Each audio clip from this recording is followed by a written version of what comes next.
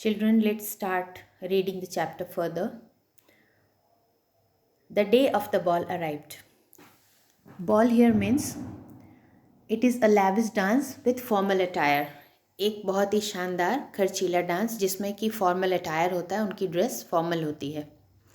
तो आखिरकार वो दिन आ गया जिसका मैटिल्डा को इंतज़ार था। Madam लॉइजल was a great success. Madam लॉइजल, क्योंकि ये उनका सपना था तो आखिरकार उन्होंने अचीव कर लिया था। And she was a great success. Success means she had achieved what she desired. उनकी ज़िंदगी का एक सपना था, ऐसे ही ज़िंदगी जीना, ऐसे ही लाइफ का वो सपना देखा करती थी जो कि आज वो जी पा रही थी। She was the prettiest of all, और सारी लेडीज़ में वो सबसे प्यारी दिख रही थी। Elegant, gracious, smiling and full of joy. बहुत ही ज़्यादा रिफाइंड या सुरुचिपूर्ण। ग्रेशियस मीन्स चार्मिंग, बहुत ही प्यारी दिख रही थी, सबसे अलग और बहुत ही ज़्यादा खुश थी। All the man noticed her, asked her name and wanted to be presented. जितने भी उस मेल मेंबर थे उस पार्टी में, वो सब उसके बारे में जानना चाहते थे, उसको ध्यान दे रहे थे, गौर कर रहे थे उसको, because she was looking very special. और सब उसके साथ इंट्रोडक्शन चाहते थे, वांटेड टू बी प्रेजेंटेड चाहते थे उसके साथ जान पहचान करना। She danced with enthusiasm, intoxicated with pleasure, thinking of nothing but all this admiration, this victory so complete and so sweet to her heart. अब वो जो डांस कर रही थी वो बहुत ही ज़्यादा उत्साह के साथ, इंटॉक्सिकेटेड, अपने में, अपनी खुशी में मदहोश, और कुछ भी नहीं सोच रही थी। बस वो अपनी प्रशंसा, जो उसकी तारीफ़ चारों तरफ से उसको मिल रहा था, सबकी आंखों में उसके लिए जो प्रशंसा के भाव थे, वो उसको बहुत ही ज़्यादा इंजॉय कर रही थी। क्योंकि आज तक जो उसने डिज़ायर की थी, जो उसकी इच्छा थी, अभी तक उसको नहीं मिली थी, आखिरकार वो सब कुछ पा रही थी। And she wanted to cherish this moment in her heart. वो इतना ज़्यादा इस मोमेंट को इन्जॉय कर रही थी कि अपने दिल में उसको संजो के रखना चाहती थी। She went home towards 4 o'clock in the morning.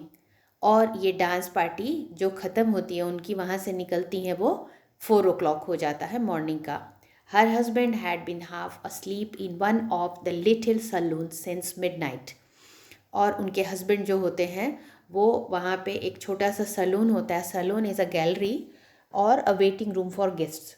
Guest के लिए जो वेटिंग रूम होता है, तो वहाँ पे वो आधी रात तक, आधे जगे हुए आधे सोते हुए, ऐसे वो उनका वेट कर रहे थे। विथ 3 other जेंटलमैन, और बाकी उनके साथ 3 और उन्हीं की तरह जेंटलमैन थे, जिनकी wives enjoying themselves very much, जो कि जिनकी वाइफ्स उस पार्टी में इंजॉय कर रही थी, मैटिल्डा की तरह ही, मैटिल्डा के साथ ही। He threw around her shoulders the modest wrap they had carried, whose poverty clashed with the elegance of the ball costume. तो वो जैसे ही मैटिल्डा बाहर आती है उस पार्टी से, तो मिस्टर लॉइजल जो होते हैं उसके कंधों के चारों तरफ एक मॉडेस्ट मीन्स वेरी सिंपल, बहुत ही साधारण सा रैप मतलब शॉल उसकी चारों तरफ लपेट देते हैं, जो वो अपने घर से लेके आए थे। लेकिन उसका पॉवर्टी जो था, मतलब सिंप्लिसिटी था, बहुत ही साधारण था वो शॉल जो लेके आए थे, वो क्लैश कर रहा था, मीन्स वो बिल्कुल उसके अपोजिट था। जो एलिगेंस उनके बॉल कॉस्ट्यूम का था, जो उनकी ड्रेस की भव्यता थी, उससे बिल्कुल अलग था। तो ये शॉल वो उसको चारों तरफ से लपेट देते हैं। She wished to hurry away in order not to be noticed by the other women who were wrapping themselves in rich furs. तो वो चाहती है कि वहाँ जितनी जल्दी हो सके वहाँ से निकल जाए, क्योंकि बाकी औरतें जो थी, क्योंकि वो सब बहुत रिच फैमिली से थी, तो वो उन्होंने कैरी किया हुआ था बहुत ही ज़्यादा रिच फर, मतलब वो कॉस्टली शॉल्स ओढ़े हुए थी। तो मैटिल्डा नहीं चाहती थी कि कोई भी उसके साधारण से रैप को ध्यान दे सके, देख सके, तो इसलिए वो वहाँ से जल्दी निकल जाना चाहती थी। लॉइजल डिटेन्ड हर। लॉइजल उसको रोकते हैं। Wait, said he, I am going to call a cab. मैं एक टैक्सी बुलाता हूँ, ऐसा वो कहते हैं और उसको रोकते हैं। But she would not listen and descended the steps rapidly. लेकिन वो उनकी बात नहीं सुनती है और तेज़ी से सीढ़ियाँ उतर जाती है। When they were in the street, जब वो गली में पहुंच जाते हैं, दे फाउंड नो कैरेज, उनको कोई भी गाड़ी नहीं मिलती। And they began to seek for one, और वो ढूंढने लग जाते हैं। Hailing the coachman whom they saw at a distance, और वो पुकारते हैं उस कोचमैन को, उस गाड़ीवान को जो गाड़ी के साथ है कुछ दूरी पे खड़ा हुआ। दे walked along towards the river, और वो नदी के किनारे से होके जाते हैं, होपलेस एंड शिवरिंग, क्योंकि वो सुबह के 4 बज गए थे, तो बिल्कुल नाउम्मीद हो जाते हैं और शिवर कर रहे हैं, ठंड लग रही है उनको, तो वो काँप रहे हैं ठंड से। Finally they found one of those old carriages that one seize in Paris after nightfall. तो फाइनली उनको एक पुरानी सी गाड़ी मिलती है, ओल्ड फैशन्ड, जो कि पेरिस में रात के समय जब बाकी गाड़ियाँ नहीं मिलती हैं तो उस समय वो यहाँ वहाँ कभी कभार दिख जाती हैं। तो ऐसी ही एक ओल्ड फैशन्ड गाड़ी उनको मिलती है। It took them as far as their door and they went wearily up to their apartment.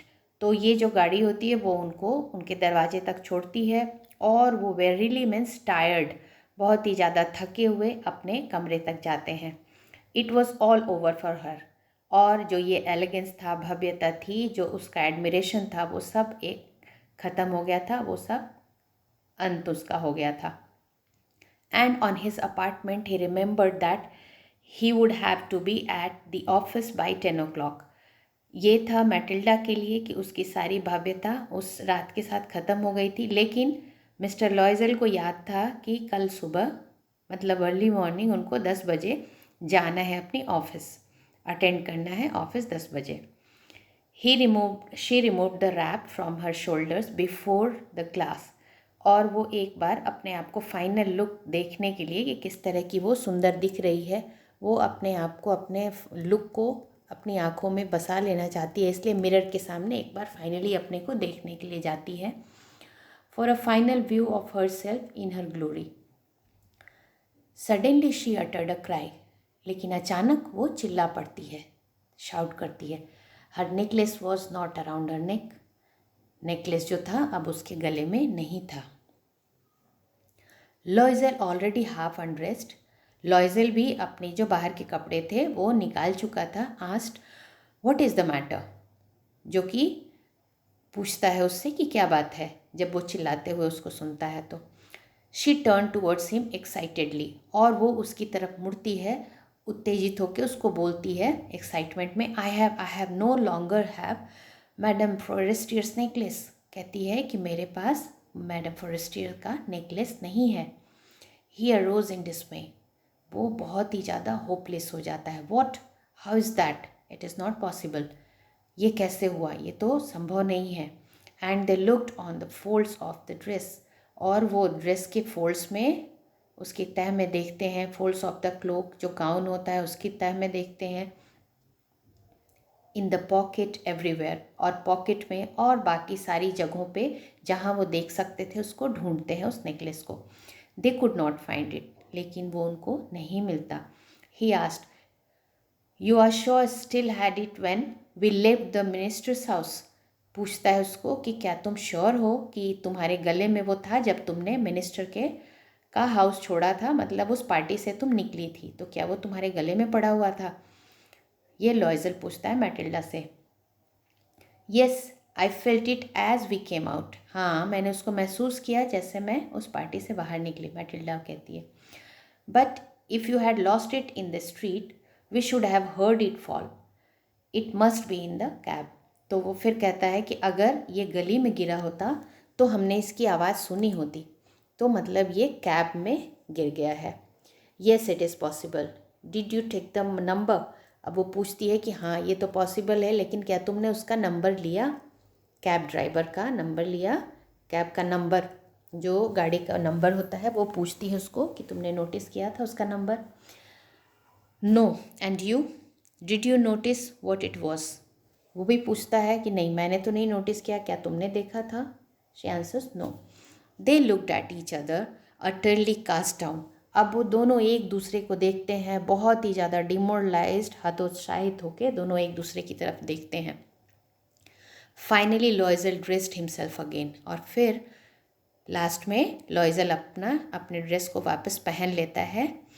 I am going he said over the track where we went on foot and to see if I can find it। कहता है कि फिर से मैं उसी रास्ते पे जा रहा हूँ जहाँ वॉक करके हम लोग आए हैं, हो सकता है ये मुझे मिल जाए। he went। she remained in her evening gown। और जैसे वो जाता है वो बैठी रह जाती है अपने इवनिंग गाउन में, जो उसने पहन रखा था वही ड्रेस पहने हुए बैठी रहती है। Not having the force to go to bed. और नहीं उसको हिम्मत है कि वो बिस्तर पे जाके लेट सके। Towards 7 o'clock her husband return, he had found nothing. और 7 बजे सुबह उसका हस्बैंड रिटर्न होता है, मिस्टर लॉयजल रिटर्न होते हैं, लेकिन उनको कुछ भी मिला नहीं होता। He went to the police and to the cab office. वो पुलिस के पास जाते हैं और कैब ऑफिस में जाते हैं। And put an advertisement in the newspaper offering a reward. और वो न्यूज़पेपर में भी एडवर्टिजमेंट देते हैं और एक इनाम की भी घोषणा करते हैं कि अगर किसी को मिल जाता है तो ही विल बी सुटेबली रिवॉर्डेड, ऐसा वो न्यूज़पेपर में एडवर्टिजमेंट देते हैं। She waited all day in a state of bewilderment before this frightful disaster. अब वो पूरे दिन, bewilderment means confusion, perplexion, not to decide what to do, इस तरह की सिचुएशन में वो पूरा दिन गुजार देती है, उसको समझ नहीं आता कि क्या करना है। उसके पहले कि ये भयानक डिज़ास्टर जो है, डिस्ट्रक्टिव सिचुएशन उसकी लाइफ में आता है, उसके पहले वो पूरा दिन बिविल्डरमेंट में गुजार देती है, उसको समझ नहीं आता कि करना क्या है। लॉयजल रिटर्नड इन द इवनिंग। लॉयजल शाम को लौटते हैं, हिज फेस पेल, लेकिन उनका चेहरा कलरलेस है, पीला पड़ा हुआ है। ही हैड डिस्कवर्ड नथिंग, उनको कुछ भी नहीं मिला है। He said, write to your friend that you have broken the clasp of the necklace and that you will have it repaired, that will give us time. अब वो उसको suggest करता है, मैटिल्डा को मिस्टर लॉयजल सजेस्ट करते हैं कि अपनी दोस्त को लिखो कि तुमने उसका क्लास्प जो है नेकलेस का वो टूट गया है तुमसे। क्लास्प मीन्स बकल, जो उसका बंद करने के लिए जो बकल होता है, लॉक होता है, वो उसका टूट गया है और तुमने उसको रिपेयर करने के लिए दिया है। विल हैव इट रिपेयर्ड मतलब हम इसको रिपेयर करवा के देंगे, ऐसा वो बोलता है मैटिल्डा को कि तुम मैडम फॉरेस्टियर को लिख के दे दो, और इसके कारण उनको टाइम मिल जाएगा उसको ढूंढने का, या जो भी कर सकें वो नेकलेस के लिए, तो उसके लिए उनको थोड़ा टाइम मिल जाएगा। She wrote as he dictated, जैसा मिस्टर लॉयजल ने कहा था वैसा मैटिल्डा ने लिख के अपनी फ्रेंड को दे दिया।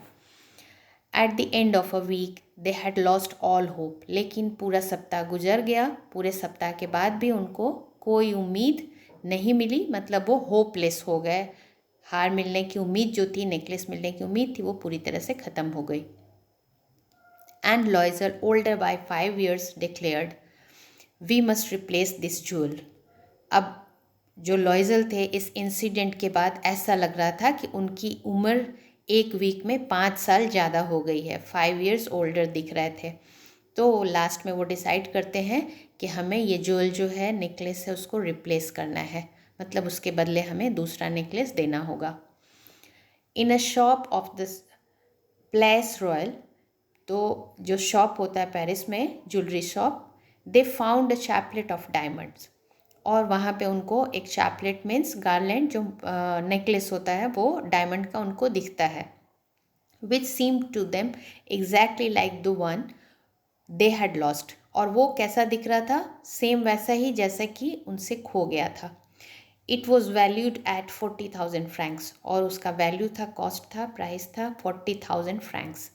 They could get it for 36,000, लेकिन बार्गेनिंग करने के बाद उनको वो 36,000 में शॉपकीपर रेडी हो गया, ज्वेलर रेडी हो गया उनको 36,000 में देने को।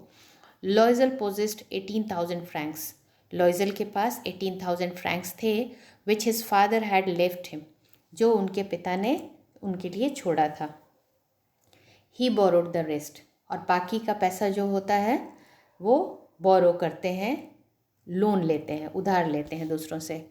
ही मेड रूइनस प्रोमिसेस, और वो लोन लेने के लिए रूइनस प्रोमिसेस, डिस्ट्रक्टिव प्रोमिसेस कर लेते हैं, जो कि उनकी विनाश का कारण बनता है, जो उनको बहुत ही पैथेटिक सिचुएशन में, दयनीय कंडीशन में लेके आता है। ऐसी प्रोमिसेस वो करते हैं, पैसे लेते हुए, लोन लेते हुए, लोगों से उधार लेते हुए वो ऐसी प्रोमिसेस कर देते हैं।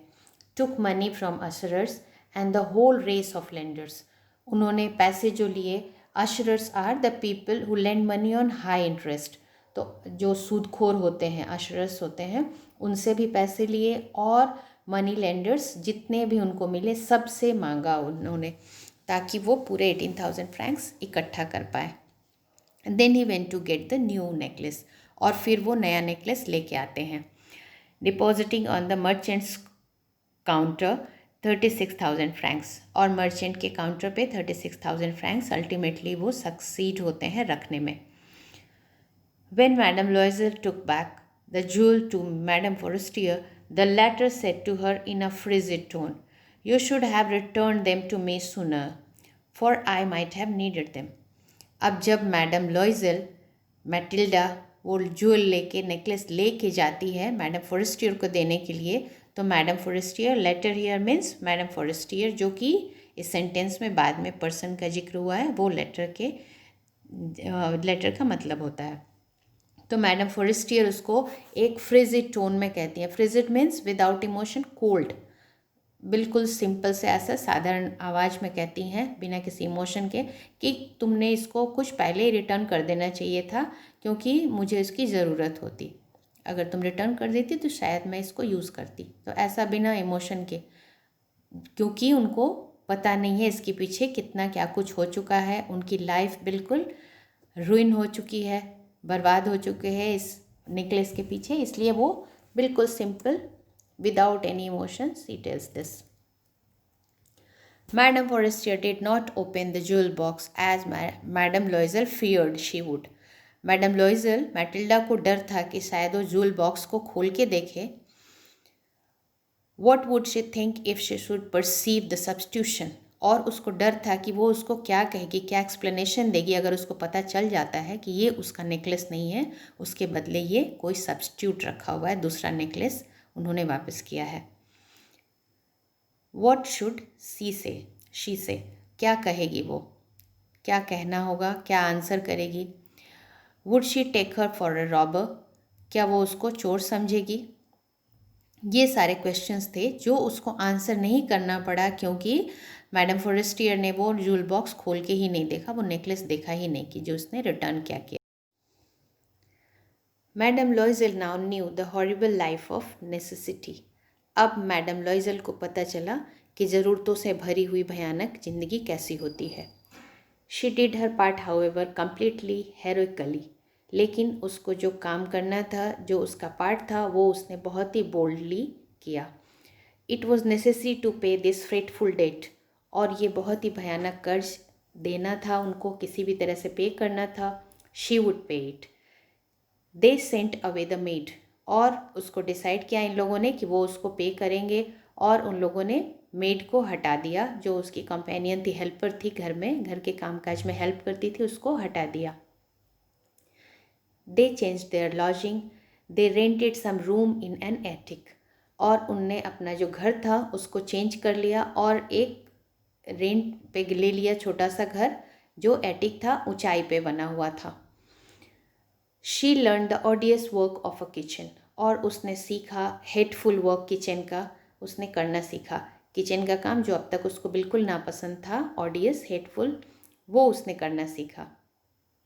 शी वॉज डिशेस, वो डिशेस जो थे, बर्तन थे, उसको धोती थी। शी वॉज सॉइल्ड लिनन, जो क्लोथ्स होते थे, पर्दे होते थे, बेडशीट होती थी, वो सब वो वॉश करती थी। Their clothes and dish clothes, और अपने कपड़े वो धोती थी खुद ही, और डिश क्लोथ्स, बर्तन साफ करने वाले कपड़े, सब कुछ वो धोती थी।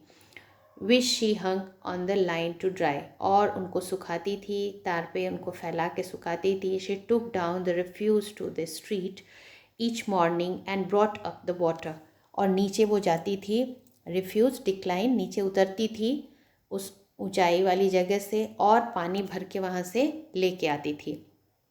Stopping at each landing to catch her breath, और हर एक स्टेप पे जहाँ पे वो रुक सकती थी, हर सीढ़ी पे, हर स्टेज पे वो रुकती थी, क्योंकि उसकी सांस उखड़ जाती थी नीचे से ऊपर पानी भर के लेके आने में, क्योंकि वो इसके लिए, इतनी टफ लाइफ के लिए हैबिचुएटेड नहीं थी।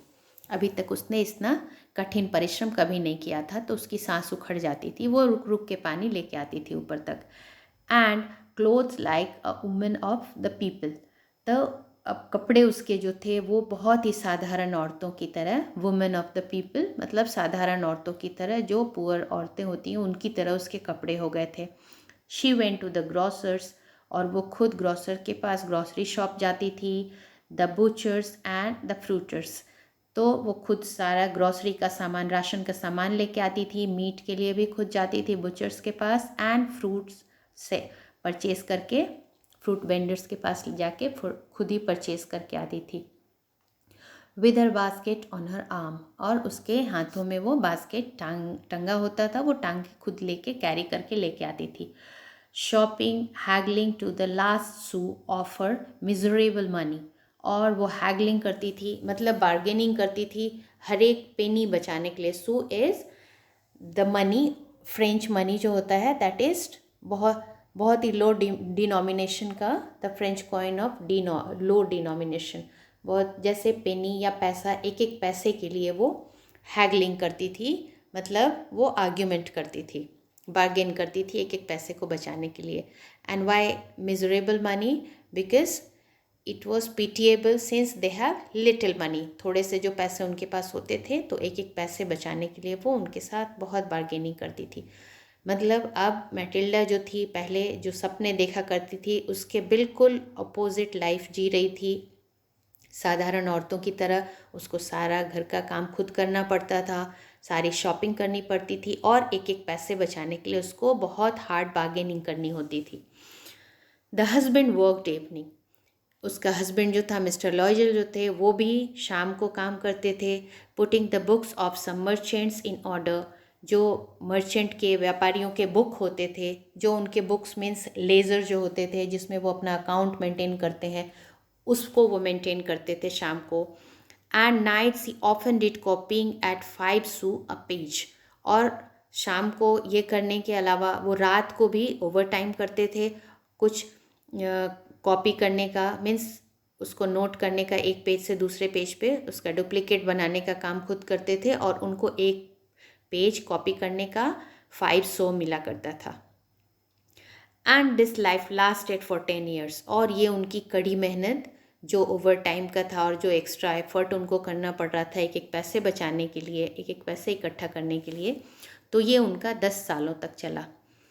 Eight the end of 10 years they had restored all, लेकिन 10 साल के अंत में उन्होंने सारे पैसे चुका दिए थे, रिटर्न कर दिए थे, जो भी लोन था उनका वो रिपे कर दिया था। मैडम लॉयजल सेम ओल्ड नाउ, अब मैडम लॉयजल जो थी वो बूढ़ी दिखने लगी थी 10 साल में, क्योंकि उनको बहुत हार्ड लाइफ स्पेंड करना पड़ा था। She had become a strong hard women and crude women of poor house hold, और वो बहुत ही ज़्यादा स्ट्रॉन्ग हो गई थी क्योंकि उनको फिज़िकल लेबर करना पड़ता था। और पुअर हाउस होल्ड की जो औरतें होती हैं, साधारण घर की जो औरतें, rough tough, crude means rough tough जो औरतें होती हैं, उसी की तरह वो दिखने लगी थी। हर हेयर बैडली ड्रेस्ड, उनके बाल बिखरे रहते थे। हर स्कर्ट्स ऑरी, और उनकी स्कर्ट्स जो थी वो मुड़ी हुई रहती थी। Awry means, awry is turn towards one side, crooked मतलब मुड़ा हुआ, जहाँ पे आयरन नहीं होता है ड्रेस पे तो किस तरह से ऊपर फोल्ड हो जाते हैं, तो इसी तरह से उनकी स्कर्ट जो थी ऑराई रहती थी, मतलब वो फोल्डेड रहती होती थी। हर हैंड्स रेड, क्योंकि हार्ड वर्क करना होता था तो लाल पड़ जाते थे उनके हाथ।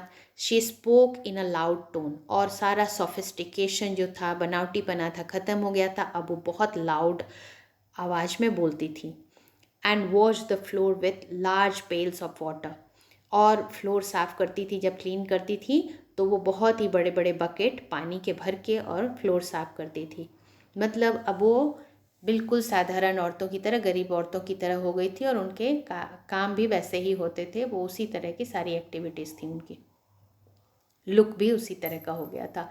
But sometimes when her husband was at the office she would seat her self before the window and think of the evening, और उस शाम के बारे में वो सोचा करती थी। जब उनके हस्बैंड ऑफिस में होते थे तो कभी कभी विंडो के सामने बैठ के और उस शाम के बारे में सोचा करती थी, पार्टी ऑफ फॉर्मर टाइम्स, जो पार्टी शाम को उन्होंने अटेंड की थी स्पेशल, विच ट्रांसफॉर्म्ड हर लाइफ, जिसने उनकी लाइफ में इतना बड़ा बदलाव लेके आया था जो, तो उसी के बारे में वो सोचा करती थी। Of that ball where she was so beautiful and so flattered, वो बॉल, वो डांस जिसमें कि वो बहुत ही ज़्यादा सुंदर दिख रही थी और बहुत ही ज़्यादा सभी उसको प्रेज़ कर रहे थे।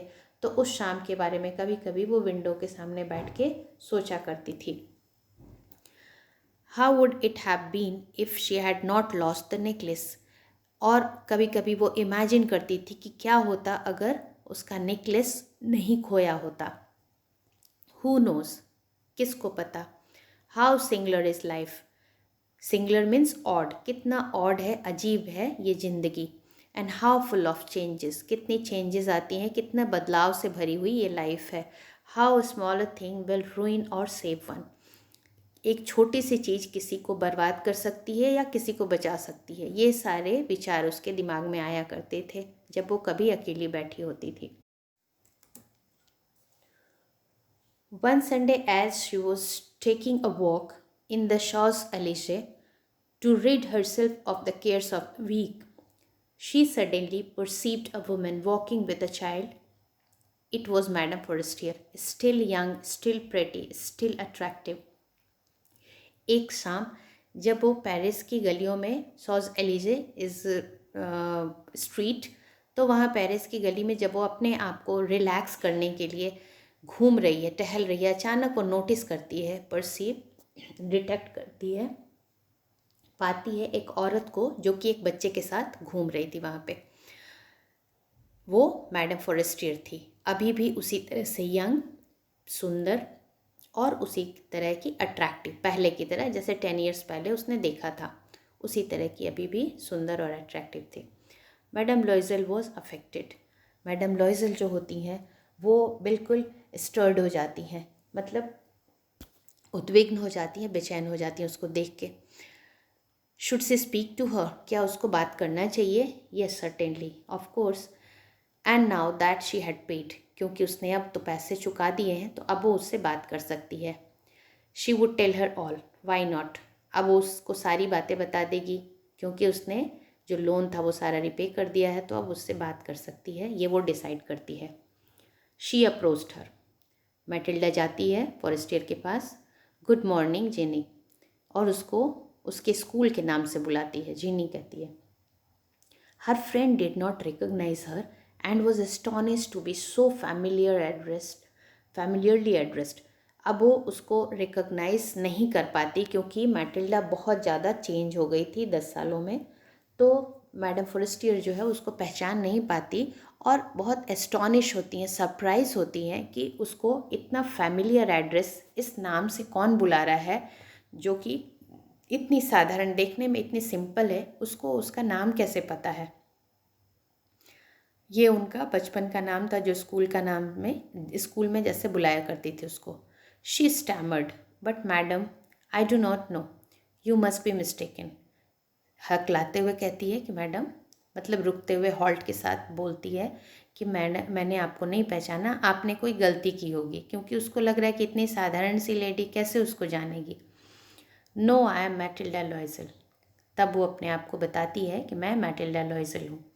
हर friend uttered a cry of astonishment, वो सरप्राइज में चिल्ला पड़ती है madame Forestier. Oh my poor Matilda, how have you changed, कहती है कि ये क्या हुआ तुम्हें, ये कैसे तुम इतनी बदल गई हो। Yes I have had some hard days since I saw you, कहती है कि जब तुमसे मैं लास्ट टाइम मिली थी उसके बाद मुझे बहुत कठिन समय से गुजरना पड़ा। एंड सम मिजरेबल वन, बहुत ही दुर्दिन मुझे देखने पड़े। And all because of you, और ये सब तुम्हारे कारण हुआ। मैटिल्डा अपने दोस्त फॉरेस्टर को ब्लेम करती है। Because of me, how is that, कहती कि मेरे कारण, ये कैसे हुआ। You recall the diamond necklace that you loan me to wear to the minister's ball, कहती है कि क्या तुम्हें याद है वो डायमंड नेकलेस जो तुमने मुझे पहनने के लिए दिया था मिनिस्टर के बॉल के लिए, पार्टी के लिए। Yes very well, well I lost it, कहती है कि हाँ मैंने उसको खो दिया था। How is that since you return it to me, कहती कि ऐसा कैसे, तुमने तो उसको मुझे लौटा दिया था।